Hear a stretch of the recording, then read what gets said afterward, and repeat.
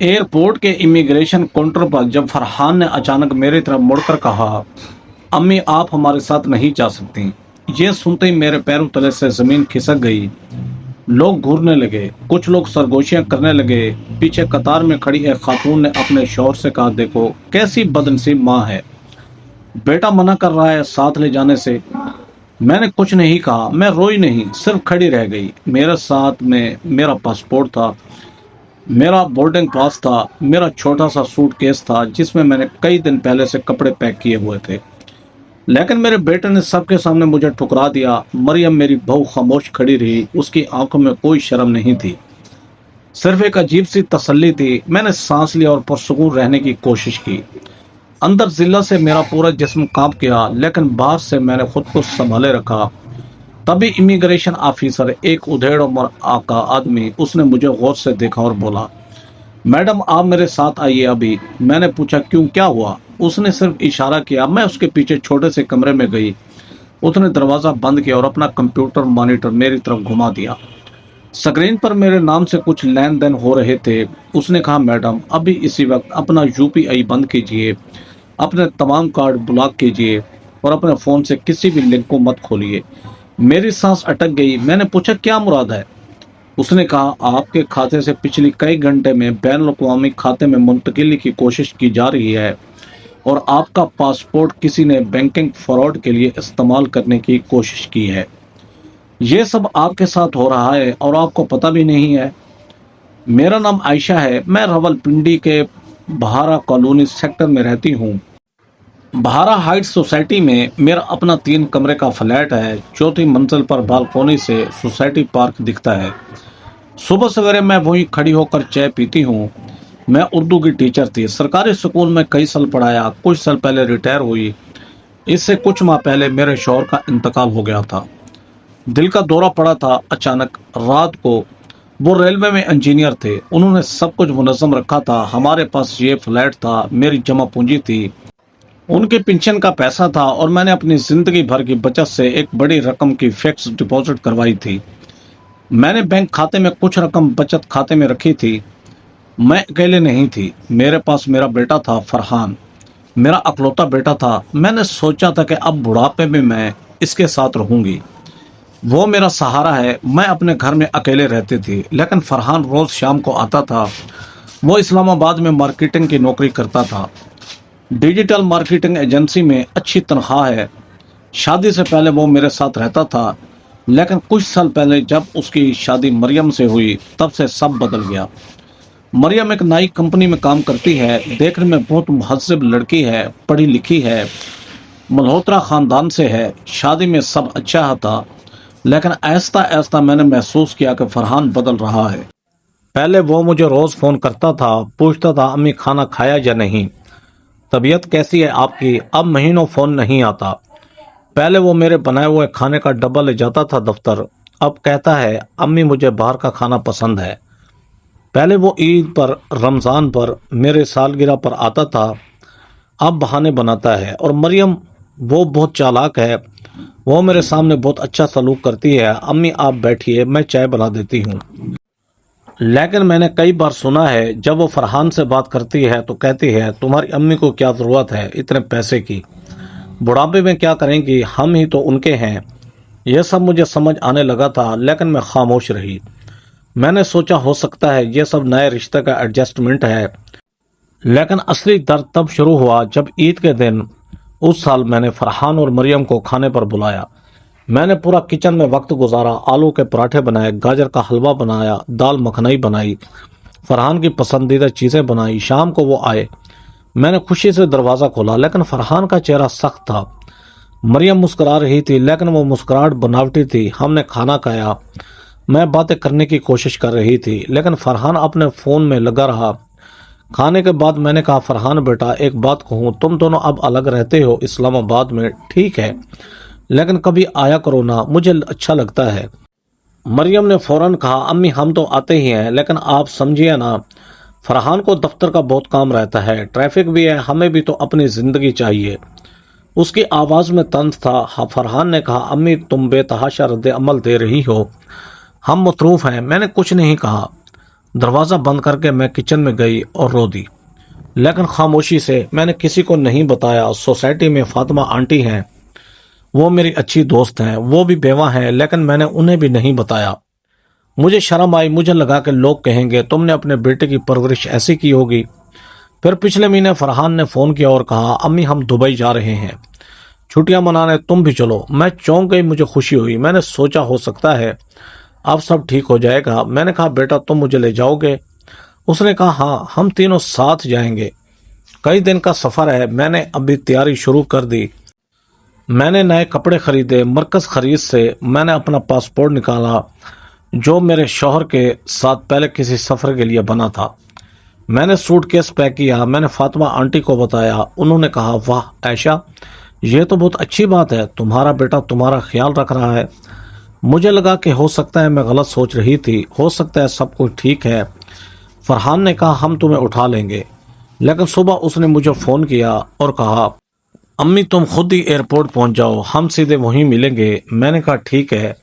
मैंने Uber book की और निकल गई। रास्ते में मेरा दिल धक धक कर रहा था, लेकिन खुशी से मैं सोच रही थी कि कितने सालों बाद मैं घूमने जा रही हूँ। लेकिन जब मैं एयरपोर्ट पहुंची, चेक इन के बाद इमिग्रेशन काउंटर पर, तब असलियत सामने आई। अगर आप भी मेरी इस कहानी को सुन रहे हैं, अगर आपको भी कभी ऐसा लगा है कि आपकी इज्जत को किसी ने ठेस पहुंचाई है, तो मेहरबानी फरमाकर इस वीडियो को लाइक कीजिए, चैनल को सब्सक्राइब कीजिए और तबसरे में ज़रूर बताइए कि आप किस शहर से या किस मुल्क से देख रहे हैं।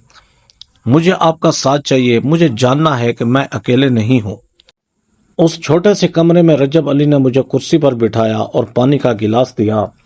मेरे हाथ कांप रहे थे। उसने फिर से स्क्रीन की तरफ इशारा किया और कहा, मैडम देखिए, ये आपके पासपोर्ट नंबर से आज सुबह एक ऑनलाइन बैंकिंग खाता खोलने की कोशिश हुई है, एक बैनुल अक़वामी बैंक में, और पिछले कई घंटों में आपके कौमी शनाख्ती कार्ड से मुंसलिक मोबाइल नंबर पर मुतअद्दिद बार बार आने वाले पासवर्ड गए हैं, जिनका इस्तेमाल करके कोई आपके इंटरनेट बैंकिंग में घुसने की कोशिश कर रहा है।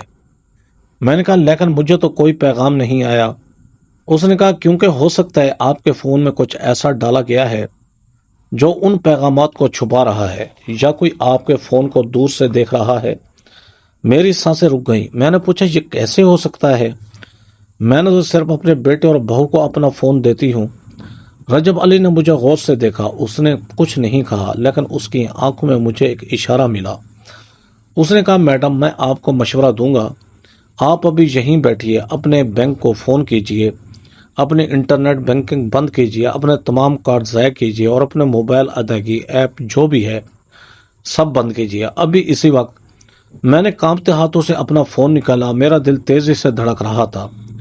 मैंने अपने बैंक के गाहक खिदमत नंबर पर कॉल की। लाइन पर कुछ देर लगी।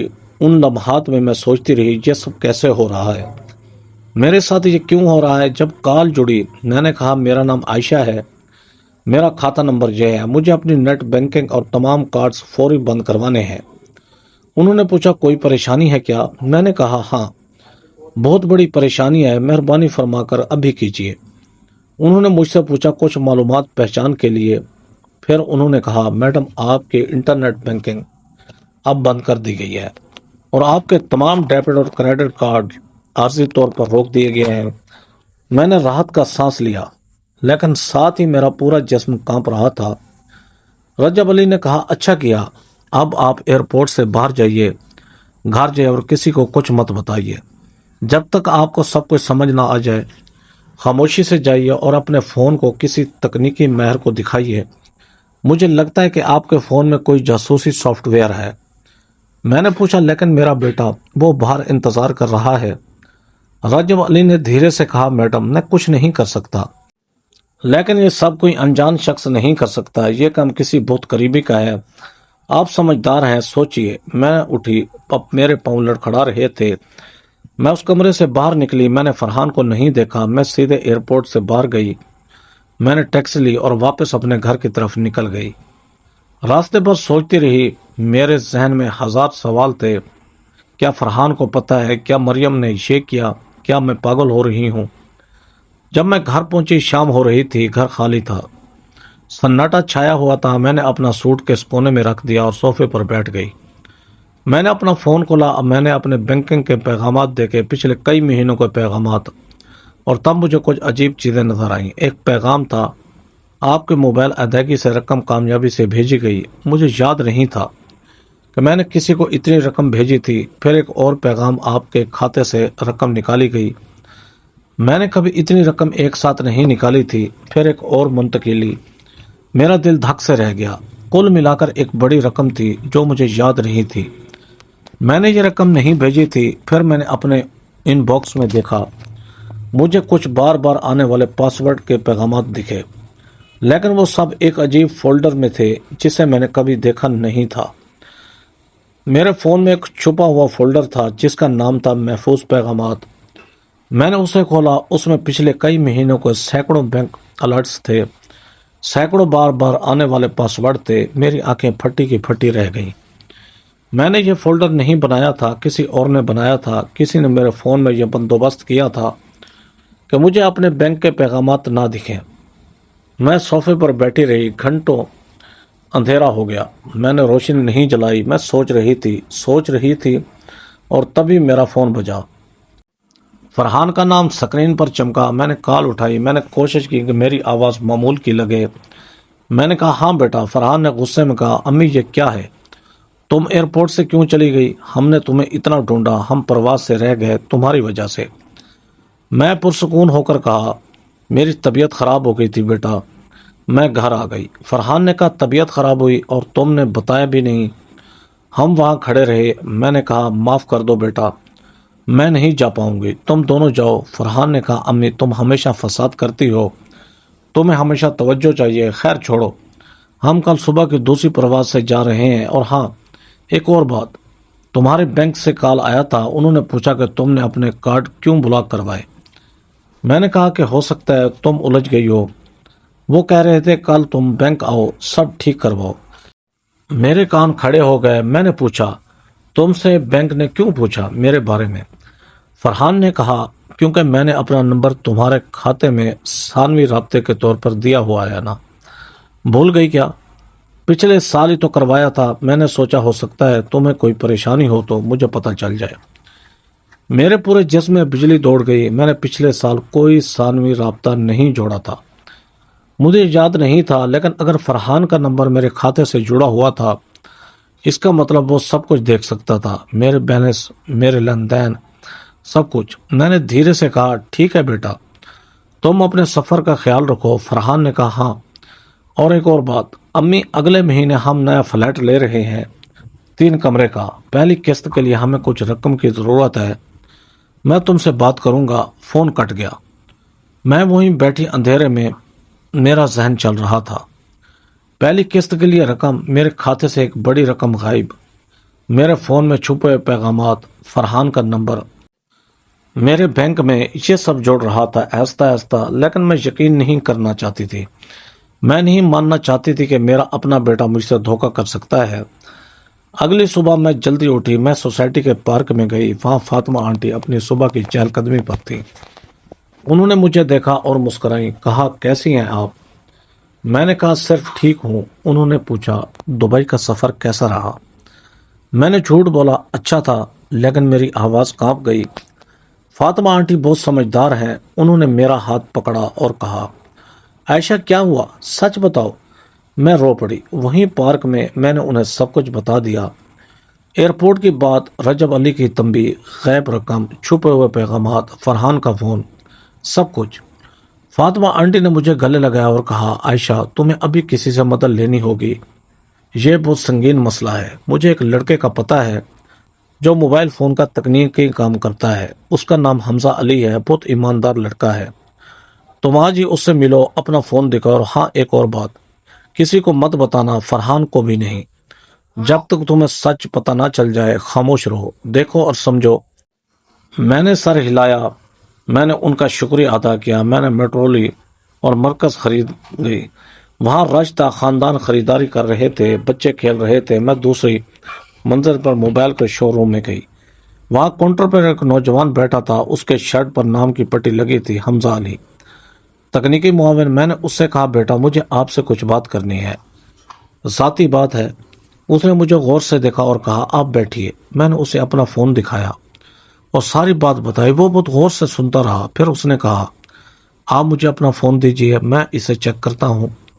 میں نے اپنا فون اسے دے دیا۔ اس نے اپنے کمپیوٹر سے کچھ تاریں جوڑی، کوئی سافٹ ویئر چلائے، کافی دیر کام کرتا رہا۔ پھر اس نے میری طرف دیکھا، اس کی آنکھ میں سنگینی تھی۔ اس نے کہا آپ کے فون میں 3 چیزیں ہیں جو نہیں ہونی چاہیے۔ پہلی ایک چھپی ہوئی ایپ جو آپ کے تمام پیغامات کو دوسرے نمبر پر بھیج رہی ہے۔ دوسری ایک سکرین ریکارڈنگ سافٹ ویئر جو آپ کی ہر سرگرمی کی ریکارڈ کر رہا ہے۔ اور تیسری آپ کے فون میں دور سے رسائی فعال ہے، جس کا مطلب ہے کوئی دور سے آپ کا فون دیکھ اور استعمال کر سکتا ہے۔ یہ سب کئی ماہ پہلے انسٹال کیا گیا تھا۔ میری سانس رک گئی۔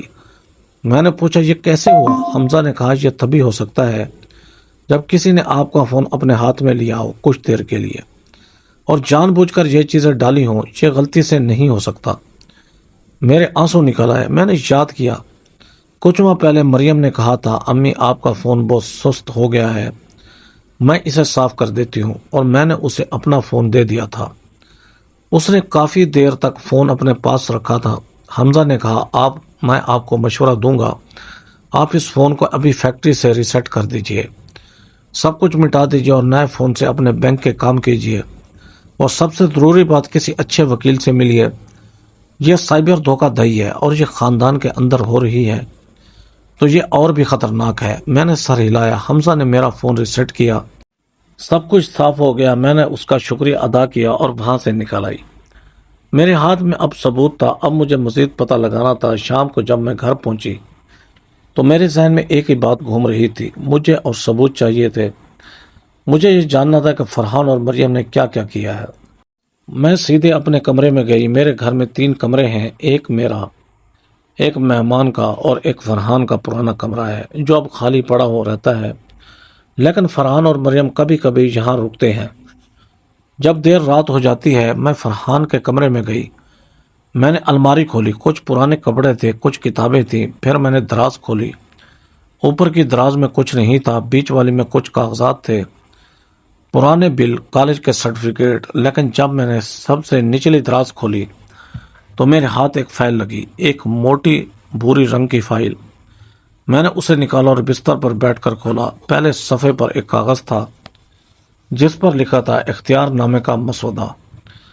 میرا دل زور سے دھڑکنے لگا۔ میں نے وہ کاغذ پکڑا، اس میں لکھا تھا کہ میں عائشہ اپنے بیٹے فرحان کو اپنی ساری جائیداد، اپنے تمام بینک کھاتوں اور اپنے تمام فیصلوں کے لیے مکمل اختیار دیتی ہوں۔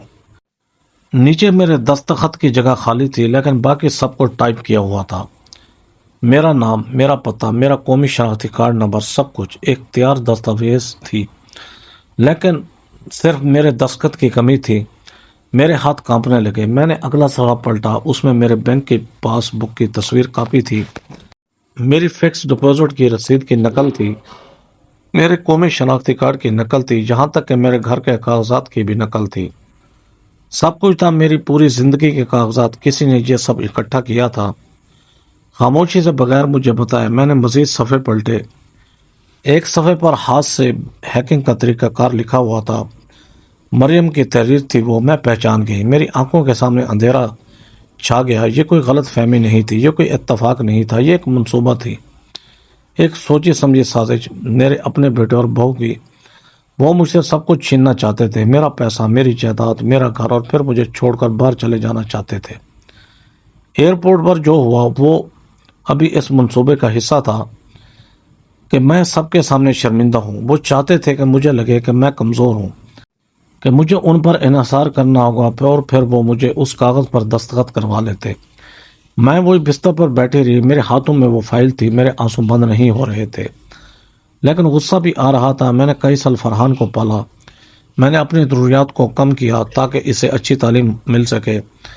جب اس کے والد نہیں رہے تو میں نے اکیلے اس کی شادی کی، میں نے اپنی ساری بچت اس کی خوشیوں میں لگائی، اور آج وہ مجھے لوٹنا چاہتا ہے۔ یہ سوچ کر میرا کلیجہ پھٹ رہا تھا، لیکن میں نے خود کو سنبھالا۔ میں نے گہری سانس لی، میں نے اپنی آنکھیں پوچھی، میں نے خود سے کہا نہیں عائشہ، تم رو گی نہیں، تم ٹوٹو گئی نہیں تم لوگوں کی۔ میں نے اس فائل کے ہر صفحے کی تصویر اپنے نئے صاف کیے ہوئے فون سے کھینچی۔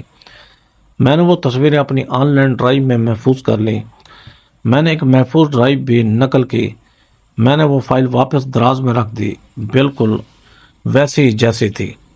کسی کو پتہ نہیں چلنا چاہیے کہ میں نے دیکھا ہے۔ میں نے اپنے فون کی ترتیبات چیک کی، سب کچھ صاف تھا۔ اب کوئی مجھے ٹریک نہیں کر سکتا تھا۔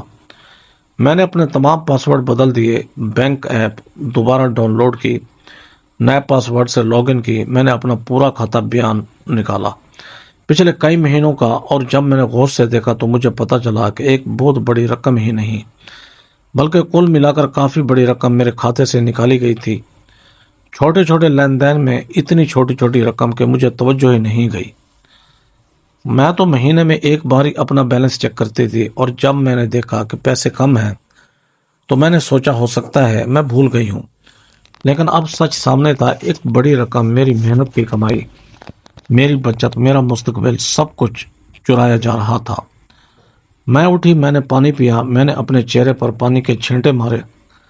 میں نے خود کو آئینے میں دیکھا، میری آنکھیں سوجی ہوئی تھیں، میرا چہرہ تھکا ہوا تھا، لیکن میری آنکھوں میں ایک چمک تھی، ایک فیصلہ تھا۔ میں نے خود سے کہا اب تمہیں اور مضبوط ہونا ہوگا، اب تمہیں سوچ سمجھ کر چلنا ہوگا۔ میں نے فاطمہ آنٹی کو فون کیا۔ میں نے کہا مجھے ایک اچھے وکیل کی ضرورت ہے جو سائبر دھوکہ دہی اور خاندانی معاملات میں ماہر ہو۔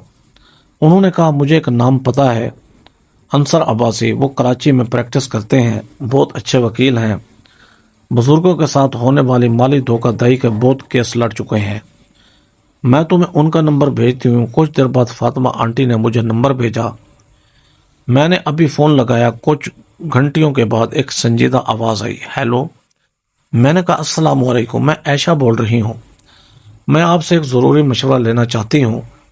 انہوں نے کہا جی بتائیے۔ میں نے مختصر میں سب کچھ بتایا، ایئرپورٹ کا واقعہ، فون میں جاسوسی سافٹ ویئر، غیب پیسے، اختیار نامے کا مسودہ، سب کچھ۔ وہ بہت غور سے سنتے رہے، پھر انہوں نے کہا محترمہ عائشہ، یہ بہت سنگین معاملہ ہے، یہ مالی فراڈ ہے، یہ بزرگوں کے ساتھ زیادتی ہے، اور یہ سائبر کرائم بھی ہے۔ آپ کو ابھی کچھ قدم اٹھانے ہوں گے۔ پہلا، آپ کو سائبر کرائم سیل میں شکایت درج کروانی ہوگی۔ دوسرا، آپ کو اپنے بینک میں جا کر سارے لین دین کی مکمل معلومات لینی ہوگی۔ تیسرا، آپ کو نوٹری کے سامنے ایک حلف نامہ بنوانا ہوگا۔ آپ نے کبھی کسی کو اختیار نامہ نہیں دیا ہے اور نہ دینے کا ارادہ ہے۔ اور چوتھا، آپ کل صبح میرے دفتر آئیے، ہم پوری حکمت عملی بنائیں گے۔ میں نے کہا شکریہ، کل میں آؤں گی۔ انہوں نے پتہ بتایا۔ اگلی صبح میں کراچی پہنچی، کچھ ہی منٹ کی پیدل دوری تھی۔ ان کا دفتر تیسری منزل پر تھا، ایک چھوٹا سا لیکن صاف ستھرا دفتر۔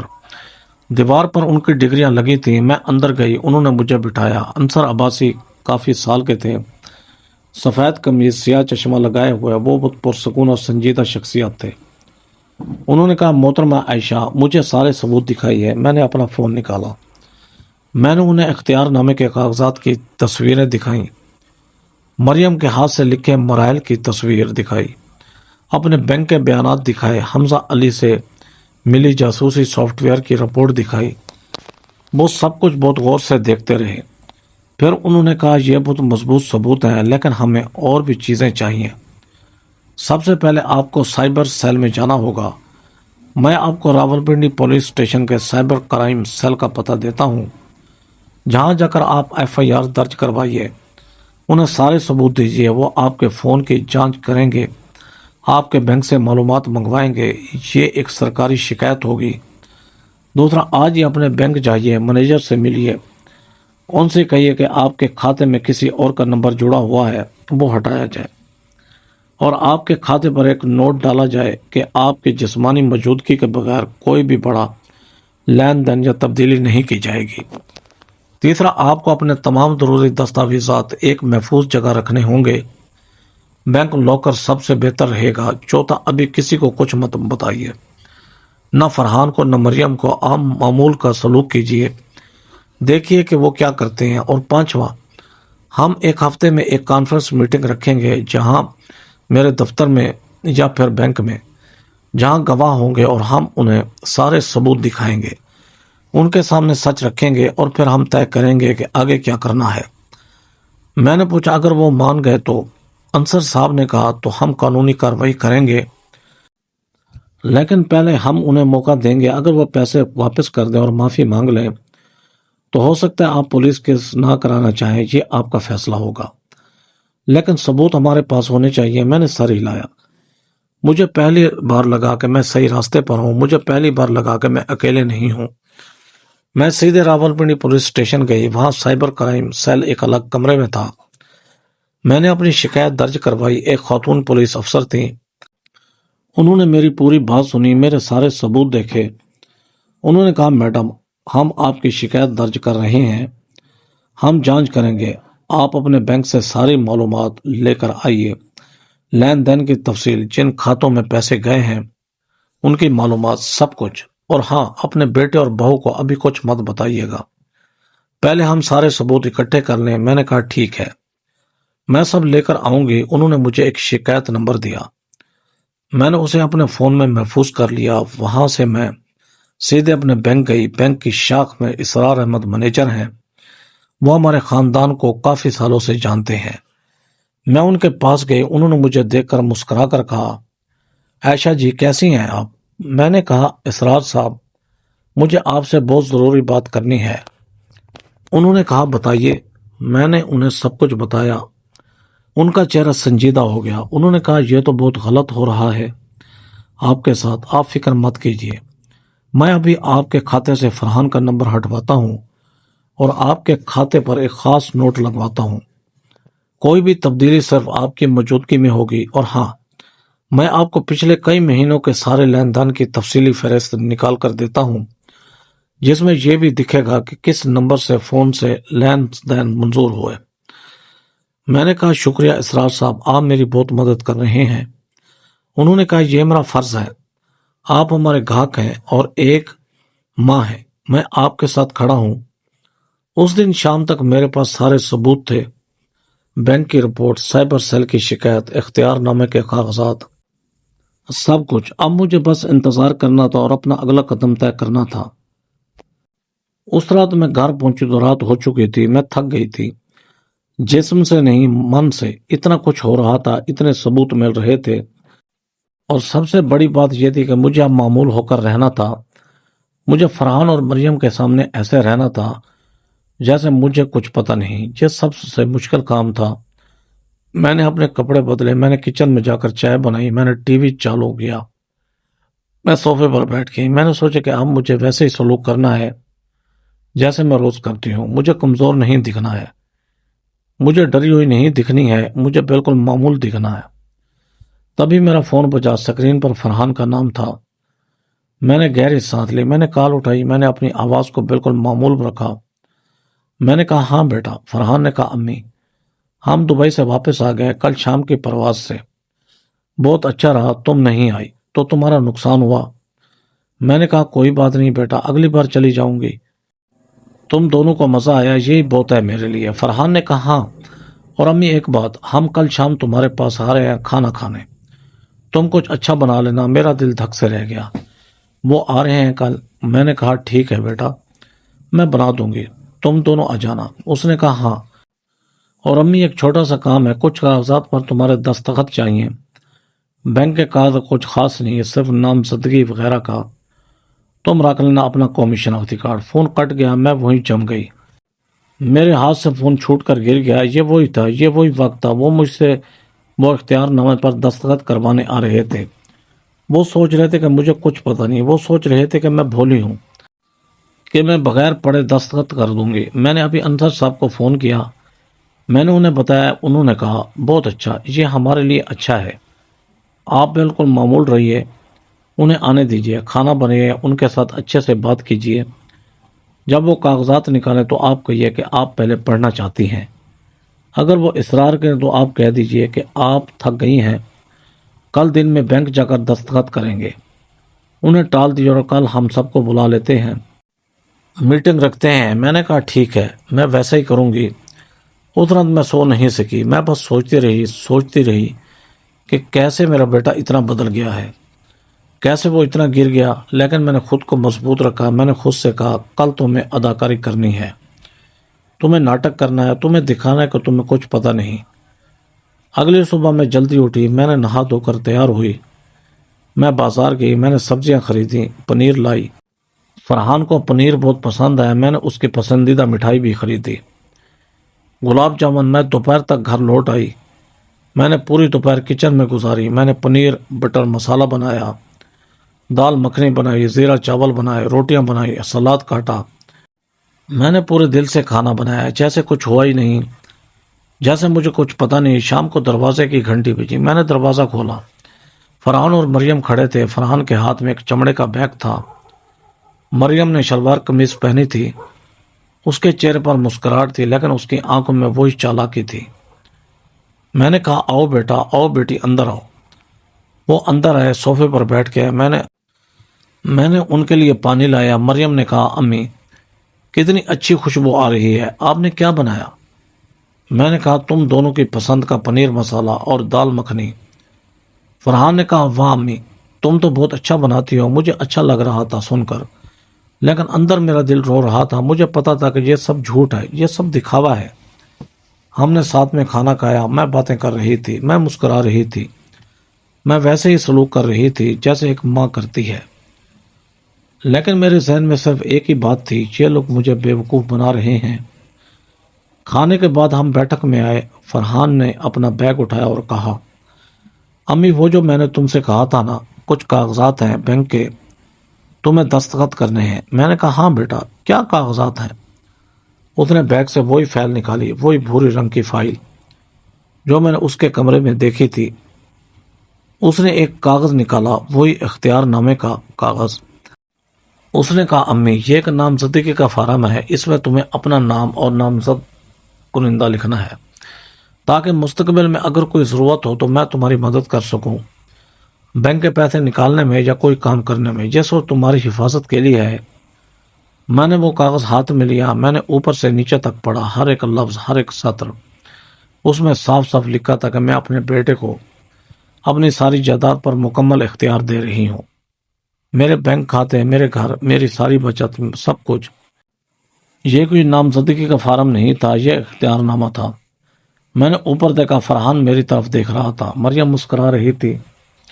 میں نے پرسکون آواز میں کہا بیٹا یہ تو بہت بڑا کاغذ ہے، اس میں بہت کچھ لکھا ہے، میں اسے کل دن میں غور سے پڑھ کر دستخط کر دوں گی، ابھی میری آنکھیں تھک گئی ہیں۔ فرحان کا چہرہ سخت ہو گیا۔ اس نے کہا امی اس میں کیا پڑھنا ہے، یہ صرف ایک رسمی کارروائی ہے، تم ابھی دستخط کر دو۔ میں نے کہا نہیں بیٹا، میں بغیر پڑھے کچھ دستخط نہیں کرتی، یہ میری ٹیچر ہونے کی عادت ہے، مجھے سب کچھ سمجھنا پسند ہے۔ مریم نے بیچ میں کہا امی فرحان صحیح کہہ رہا ہے، یہ صرف آپ کی بھلائی کے لیے ہے، آپ دستخط کر دیجئے، کوئی پریشانی نہیں ہے۔ میں نے اس کی طرف دیکھا، میں نے پرسکون آواز میں کہا بیٹی میں ضرور دستخط کروں گی، لیکن کل، ابھی میں تھک گئی ہوں، مہربانی فرما کر۔ فرحان نے غصے سے کاغذ واپس لیا۔ اس نے کہا ٹھیک ہے امی، جیسے تمہاری مرضی، لیکن کل تمہیں دستخط کرنے ہوں گے، یہ ضروری ہے۔ میں نے کہا ٹھیک ہے بیٹا، کل کر دوں گی دستخط۔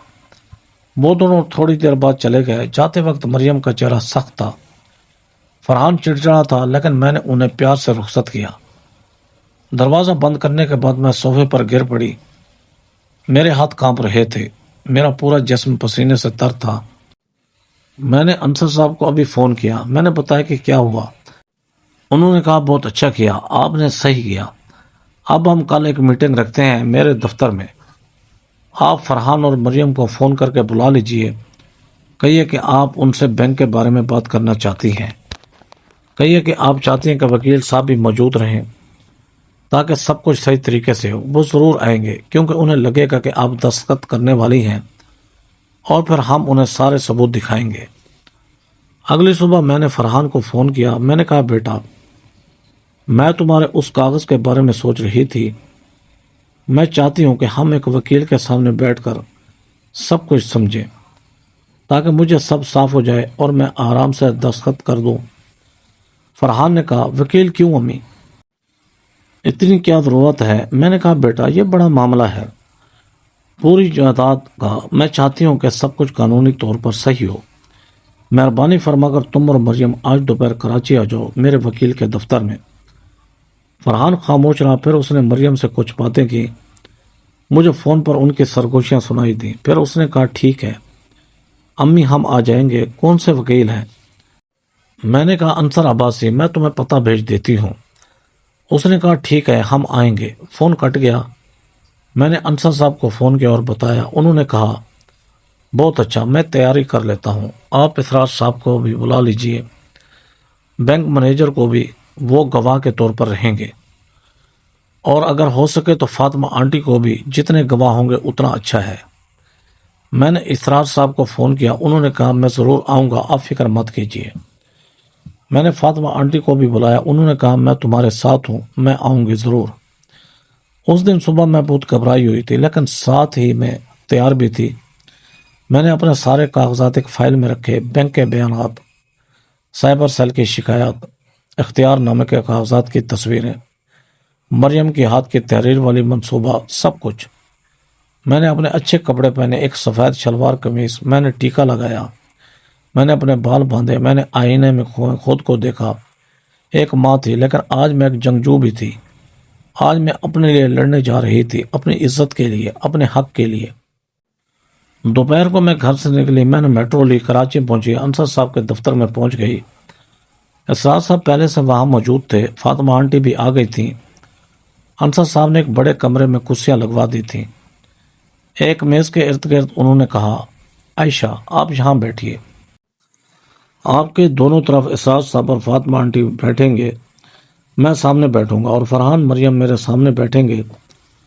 جب وہ آئیں تو ہم پرسکون ہو کر بات کریں گے۔ پہلے میں انہیں موقع دوں گا کہ وہ خود سچ بولیں، اگر نہ بولیں تو ہم ثبوت رکھیں گے۔ ٹھیک وقت پر دروازے کی گھنٹی بجی، انصر صاحب کے معاون نے دروازہ کھولا۔ فرحان اور مریم اندر آئے۔ فرحان نے سوٹ پہن رکھا تھا، مریم نے رسمی قمیض۔ وہ اعتماد سے بھرے تھے، انہیں لگ رہا تھا کہ آج وہ جیت جائیں گے۔ لیکن جب انہوں نے اسرار صاحب اور فاطمہ آنٹی کو دیکھا تو ان کے چہرے پر ہلکی سی بے چینی آئی۔ فرحان نے پوچھا امی یہ سب کیوں ہے؟ میں نے پرسکون آواز میں کہا بیٹا یہ گواہ ہے، جو کچھ بھی آج یہاں ہوگا اس کے گواہ۔ انصر صاحب نے کہا آئیے فرحان صاحب، مریم صاحبہ بیٹھیے، ہم بات کرتے ہیں۔ وہ بیٹھ گئے۔ کمرے میں سناٹا تھا، تناؤ تھا، اور اب سچ بولنے کا وقت آ گیا تھا۔ انصر صاحب نے اپنا چشمہ ٹھیک کیا اور فرحان کی طرف دیکھا۔ انہوں نے کہا فرحان صاحب آپ اپنی والدہ کے لیے کچھ کاغذات لائے تھے، کیا آپ ہمیں بتا سکتے ہیں کہ وہ کاغذات کس بارے میں ہیں؟ فرحان نے کہا جی ہاں، یہ ایک سادہ نامزدگی کا فارم ہے، میں اپنی والدہ کی مدد کرنا چاہتا ہوں، ان کی عمر ہو رہی ہے، کبھی کوئی پریشانی ہو تو میں ان کے بینک کے کام سنبھال سکوں، بس اتنا ہی۔ انصر صاحب نے کہا کیا میں کاغذ دیکھ سکتا ہوں؟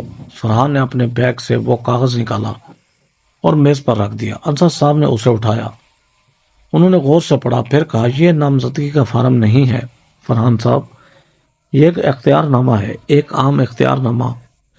اس میں لکھا ہے کہ عائشہ اپنی ساری جائیداد، سارے بینک کھاتے، سارے فیصلے لینے کا اختیار آپ کو دے رہی ہے، یعنی ان کی مرضی کے بغیر بھی آپ ان کی جائیداد بیچ سکتے ہیں، ان کے پیسے نکال سکتے ہیں، ان کے گھر پر قرض لے سکتے ہیں، یہ بہت بڑا اختیار، اور آپ نے اسے نامزدگی کا فارم بتایا، کیوں؟ فرحان کا چہرہ لال ہو گیا، اس نے کہا میں نے غلطی سے کہہ دیا ہوگا، لیکن میرا ارادہ اچھا ہے، میں اپنی والدہ کا بھلا چاہتا ہوں۔ انصر صاحب نے کہا اچھا، تو پھر آپ کو کوئی اعتراض نہیں ہوگا کہ ہم کچھ اور باتیں کریں؟ فرحان نے کہا جی کہیے۔ انصر صاحب نے میری طرف دیکھا، انہوں نے کہا عائشہ آپ اپنی بات رکھیے۔ میں نے گہری سانس لی، میرے ہاتھ کانپ رہے تھے، لیکن میں نے خود کو سنبھالا۔ میں نے فرحان کی آنکھوں میں دیکھا، میں نے کہا بیٹا مجھے تم سے کچھ پوچھنا ہے، پچھلے کئی مہینوں سے میرے بینک کھاتے سے ایک بڑی رقم غائب ہو گئی ہے، چھوٹے چھوٹے لین دین میں، کیا تمہیں اس کے بارے میں کچھ پتا ہے؟ فرحان کا چہرہ سفید پڑ گیا، اس نے کہا نہیں امی، مجھے کچھ نہیں پتا، ہو سکتا ہے تم نے کہیں خرچ کر دیا ہو اور بھول گئی ہو۔ میں نے کہا نہیں بیٹا، میں نہیں بھولی، میرے پاس ثبوت ہے۔ میں نے اپنی فائل کو لی، اپنا بینک بیان نکالا، میں نے میز پر رکھا، میں نے کہا دیکھو یہ کئی مہینوں کے لین دین ہیں، اور یہ سارے لین دین ایک ہی نمبر سے منظور ہوئے ہیں، ایک دوسرے نمبر سے جو کہ فرحان کا نمبر ہے، یہ نمبر میرے بینک کھاتے میں پچھلے سال جوڑا گیا تھا۔ فرحان کا چہرہ اور بھی سفید ہو گیا۔ مریم نے بیچ میں کہا، یہ غلط فہمی ہے، ہو سکتا ہے بینک کی کوئی غلطی ہو۔ انصر صاحب نے کہا، نہیں مریم صاحبہ، یہ بینک کی غلطی نہیں ہے، یہ ایک سوچی سمجھی منصوبہ بندی ہے، اور ہمارے پاس اس کے اور بھی ثبوت ہیں۔ میں نے ایک اور کاغذ نکالا، وہ تصویر جو میں نے فرحان کے کمرے سے لی تھی، مریم کی تحریر میں لکھی ہوئی منصوبہ۔ میں نے وہ تصویر میز پر رکھی۔ میں نے کہا، یہ تمہاری کمرے کی دراز سے ملی تھی، اس میں صاف صاف موبائل ہیکنگ کا طریقہ لکھا ہوا ہے۔ مریم، یہ تمہاری تحریر ہے نا؟ مریم کا چہرہ یکدم سفید ہو گیا، اس کے ہاتھ کانپنے لگے۔ اس نے کہا، نہیں، یہ میری تحریر نہیں ہے، یہ کسی اور کی ہے۔ فاطمہ آنٹی نے کہا، جھوٹ مت بولو بیٹی، میں نے تمہاری تحریر دیکھی ہے، سوسائٹی کے پروگراموں میں تم نے کارڈ لکھے تھے، یہ تمہاری تحریر ہے۔ انصر صاحب نے کہا، اور یہ دیکھیے، یہ سائبر کرائم سیل کی رپورٹ ہے۔ عائشہ کے فون میں 3 قسم کے جاسوسی سافٹ ویئر تھے جو کئی ماہ پہلے انسٹال کیے گئے تھے۔ ان سافٹ ویئر کی وجہ سے ان کے سارے بینکنگ کے پیغامات چھپائے جا رہے تھے، ان کی سکرین ریکارڈ ہو رہی تھی، اور ان کے فون کو دور سے کنٹرول کیا جا رہا تھا۔ یہ سب اس لیے کہ تاکہ ان کے بینک کے بار بار آنے والے پاسورڈ چرائے جا سکیں اور ان کے کھاتے میں سے پیسے نکالے جا سکیں۔ فرحان، یہ آپ نے کیا؟ فرحان نے چلا کر کہا، نہیں، میں نے نہیں کیا، یہ سب جھوٹ ہے، آپ مجھ پر جھوٹا الزام لگا رہے ہیں۔ انصر صاحب نے پرسکون آواز میں کہا، تو پھر یہ بتائیے کہ آپ کے بینک کھاتے میں پچھلے کئی مہینوں میں اتنی بڑی رقم کہاں سے آئی؟ میں نے آپ کی تنخواہ کے بارے میں پتہ کیا، آپ کی تنخواہ ایک خاص رقم ہے، لیکن آپ کے کھاتے میں پچھلے کئی مہینوں میں کئی گنا زیادہ رقم آئی ہے۔ یہ رقم کہاں سے آئی آخر؟ فرحان خاموش رہ گیا، اس کے پاس کوئی جواب نہیں تھا۔ مریم رونے لگی، اس نے کہا، مہربانی فرما کر ہمیں معاف کر دیجیے، ہم نے غلطی کی، لیکن ہماری مجبوری تھی۔ فرحان پر بہت قرض ہے، اس نے کرپٹو کرنسی میں پیسہ لگایا تھا، سب کو ڈوب گیا، بہت زیادہ قرض ہو گیا، ہم پریشان تھے، ہمیں پتہ نہیں تھا کہ کیا کریں، اس لیے ہم نے سوچا کہ امی کے پاس اتنا پیسہ ہے، وہ اکیلے ہیں، انہیں اتنے پیسے کی ضرورت نہیں، ہم بعد میں واپس کر دیں گے انہیں، بس یہی سوچا تھا۔ فرحان نے بھی سر جھکا لیا، اس نے کہا، امی مجھے معاف کر دو، میں غلط تھا، میں نے بہت بڑی غلطی کی، لیکن میں تمہارا بیٹا ہوں، مہربانی فرما کر معاف کر دیں ہمیں۔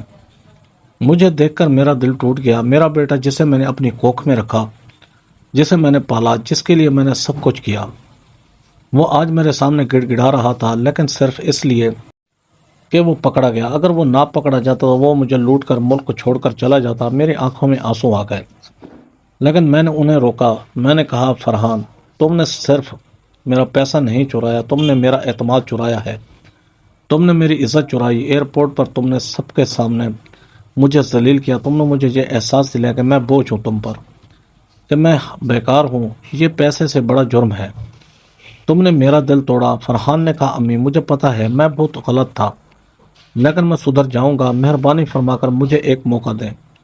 انصر صاحب نے کہا، عائشہ، آپ کو فیصلہ کرنا ہے، آپ چاہیں تو ان پر پولیس کیس کر سکتی ہیں، سائبر فراڈ، مالی زیادتی، بزرگوں کے ساتھ زیادتی، یہ سنگین جرائم ہیں، انہیں جیل ہو سکتی ہے، یا پھر آپ چاہیں تو ہم ایک معاہدہ کر سکتے ہیں، لیکن شرطوں کے ساتھ۔ میں نے گہری سانس لی، میں نے سوچا، میرا دل کہہ رہا تھا کہ میں انہیں سزا دوں، لیکن میرا دماغ کہہ رہا تھا کہ یہ میرا بیٹا ہے، میں اس کی زندگی برباد نہیں کرنا چاہتی۔ میں نے کہا، میں پولیس کیس نہیں کروں گی، لیکن میری شرطیں ہیں۔ پہلی شرط، فرحان اور مریم مجھے سارا پیسہ واپس کریں گے، جو بھی واپس ہو سکے۔ دوسری شرط، وہ میرے گھر سے اپنا سارا سامان نکالیں گے، وہ اب میرے گھر میں نہیں آئیں گے۔ تیسری شرط، میرے سارے کاغذات میرے پاس رہیں گے، کسی بھی قسم کے اختیار نامے پر کبھی دستخط نہیں کروں گی۔ چوتھی شرط، انصر صاحب ایک قانونی معاہدہ تیار کریں گے جس میں یہ سب لکھا ہوگا۔ اور پانچویں شرط، اگر مستقبل میں وہ پھر سے ایسا کچھ کرنے کی کوشش کریں گے تو میں سیدھے پولیس میں جاؤں گی، کوئی معافی نہیں ہوگی۔ انصر صاحب نے کہا، یہ مناسب شرطیں ہیں۔ فرحان، مریم، کیا آپ انہیں ماننے کو تیار ہیں؟ فرحان نے سر ہلایا، اس نے کہا، ہاں، میں مانتا ہوں، میں پیسے واپس کروں گا جتنا ہو سکے گا، میں اپنی نوکری سے پیسے جمع کروں گا، اور پھر میں کبھی ایسا نہیں کروں گا۔ مریم نے بھی کہا ہم مانتے ہیں، مہربانی فرما کر ہمیں معاف کر دیجیے۔ انصر صاحب نے کہا ٹھیک ہے، میں کل تک ایک معاہدہ تیار کرتا ہوں، آپ سب اس پر دستخط کریں گے۔ اور فرحان آپ کو پہلی قسط اس ہفتے کے آخر تک دینی ہوگی۔ فرحان نے کہا جی میں دے دوں گا۔ میٹنگ ختم ہو گئی۔ فرحان اور مریم بغیر کچھ کہے چلے گئے۔ ان کے چہرے شرم سے جھکے ہوئے تھے، ان کے منہ جھک گئے تھے، اب ان کی اصلیت سب کے سامنے تھی۔ جب وہ چلے گئے تو فاطمہ آنٹی نے مجھے گلے لگایا، انہوں نے کہا عائشہ تم نے بہت ہمت دکھائی، تم بہت مضبوط ہو۔ اسرار صاحب نے کہا عائشہ آپ نے صحیح فیصلہ کیا، آپ نے انہیں سزا بھی دی اور موقع بھی دیا۔ انصر صاحب نے کہا آپ نے بہت سمجھداری سے کام لیا، اب ہم یہ یقینی بنائیں گے کہ وہ اپنی بات پر قائم رہیں۔ میں قانونی دستاویز تیار کروں گا اور سائبر سیل میں جو شکایت درج ہے وہ بھی ریکارڈ میں رہے گی۔ اگر مستقبل میں کوئی پریشانی ہوئی تو ہم اسی وقت کارروائی کر سکیں گے۔ میں نے سب کا شکریہ ادا کیا۔ وہاں سے باہر نکلی، باہر شام ہو چکی تھی، لوگ گھر جا رہے تھے۔ میں وہاں کھڑی رہی کچھ دیر، میں نے گہری سانس لی، مجھے لگا جیسے ایک بہت بڑا بوجھ میرے کندھوں سے اتر گیا ہے۔ میں نے اپنے لیے لڑائی لڑی تھی، میں جیتی تھی۔ کچھ دنوں بعد فرحان نے پہلی قسط ادا کر دی، اس نے خاموشی سے میرے بینک کھاتے میں منتقل کر دی۔ کوئی فون نہیں کیا، کوئی پیغام نہیں بھیجا، صرف پیسے بھیج دیے۔ انصر صاحب نے ایک قانونی معاہدہ تیار کیا تھا، اس نے سب کچھ لکھا تھا، فرحان اور مریم کے دستخط کیے تھے۔ انہوں نے وعدہ کیا تھا کہ وہ ہر مہینے کم از کم کچھ رقم واپس کریں گے۔ اگلے دن میں بینک گئی، اسرار صاحب نے مجھے ایک لاکر دلایا۔ میں نے اپنے سارے ضروری کاغذات اس میں رکھ دیے، میرے گھر کے کاغذات، میری فکسڈ ڈپازٹ کی رسیدیں، میرے قومی شناختی کارڈ کی نقل، اپنی وصیت جو میں نے انصر صاحب کی مدد سے بنوائی تھی۔ کچھ عرصے بعد فرحان نے پھر سے رقم بھیجی، پھر اگلے مہینے بھی۔ وہ اپنا وعدہ نبھا رہا تھا، ہم نے ایک بار بھی بات نہیں کی، نہ اس نے فون کیا نہ میں نے۔ ایک طرف سے ہمارا رشتہ ختم ہو گیا تھا، کم از کم ویسا رشتہ تو ختم ہو گیا تھا جیسے پہلے تھا۔ اب یہ صرف ایک لین دین کا تھا۔ میں نے ایک وصیت لکھوائی، صاف اور سیدھی، جس میں لکھا ہے کہ میری وفات کے بعد میری جائیداد کا کیا ہوگا۔ میں نے آدھا حصہ فرحان کے نام کیا اور آدھا ایک خیراتی ادارے کے نام جو بے سہارا بزرگوں کی مدد کرتا ہے۔ یاد رکھیے عمر صرف ایک عدد ہے، لیکن عزت اور خود اعتمادی یہ ہماری پہچان ہے، اسے کسی کو چھیننے مت دیجیے۔ میری کہانی یہاں ختم ہوتی ہے، لیکن میری زندگی نہیں، میری زندگی ابھی چل رہی ہے، اپنی شرطوں پر، اپنی رفتار سے، اپنے طریقے سے، اور مجھے فخر ہے خود پر، اپنی ہمت پر، اپنی طاقت پر۔ اگر آپ کو میری کہانی سے کچھ سیکھنے کو ملا ہو، یا اگر آپ کو لگتا ہے کہ یہ کہانی دوسروں تک پہنچنی چاہیے، تو مہربانی فرما کر ویڈیو کو لائک اور دوسروں تک شیئر لازمی کیجیے گا۔ دوستو کمنٹ باکس میں اپنی رائے کا ضرور اظہار کیجیے گا۔ ایسی سبق سٹوری دیکھنے کے لیے ویڈیو کو لائک کریں، ہمارے چینل شوکت وائس کو سبسکرائب کر کے بیل آئیکن کو دبا کر آل پر کلک کر دیں تاکہ آپ کو ہر آنے والی نیو ویڈیو کا نوٹیفیکیشن سب سے پہلے ملے۔ Thanks for watching. اللہ حافظ۔